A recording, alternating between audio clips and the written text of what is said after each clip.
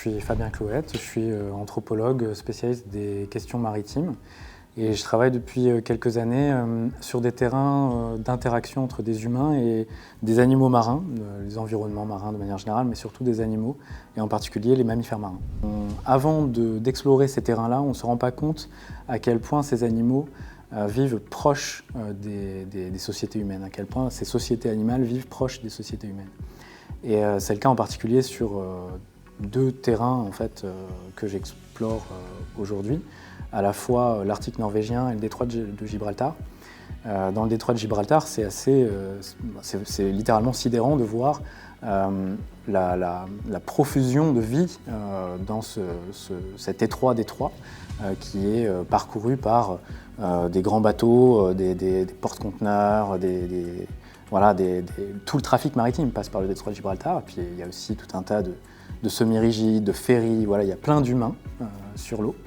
Et en parallèle, il suffit de faire 15 minutes de semi-rigide et vous êtes au milieu de centaines de globicéphales.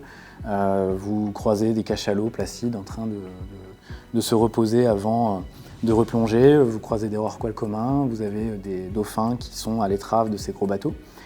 C'est à la fois sidérant parce que c'est un contact avec toute cette vie animale, très charismatique en plus, mais en plus, disons qu'il y a une forme de vertige à les voir si près, et puis à les voir également vulnérables parce que, disons que tous ces bateaux montrent l'anthropisation des mers et montrent également les risques pour ces sociétés animales.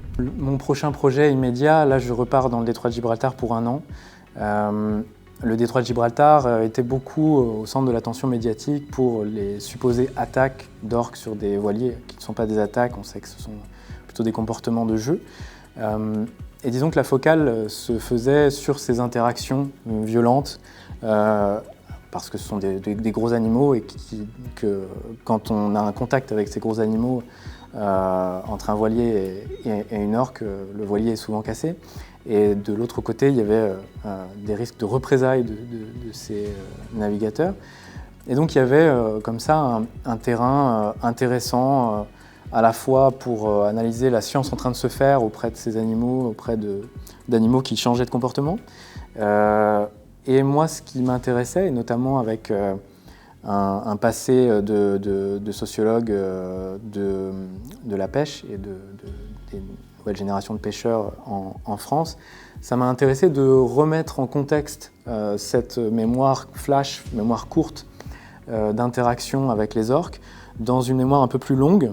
Et cette mémoire longue, dans le détroit, elle s'incarne avec les pêcheurs au thon, puisqu'en fait les orques chassent le thon de la même manière que les pêcheurs du côté espagnol et du côté marocain chassent également le thon. Donc il y avait des histoires de concurrence peut-être, des histoires de compagnonnage également, des histoires en tout cas peut-être plus complexes à raconter, qui permettent de remettre en perspective une mémoire un peu plus longue de notre rapport aux environnements dans ces territoires chargés d'actualité, mais qui finalement, on s'intéresse à cet épiphénomène et puis on ne le met pas en perspective du temps long.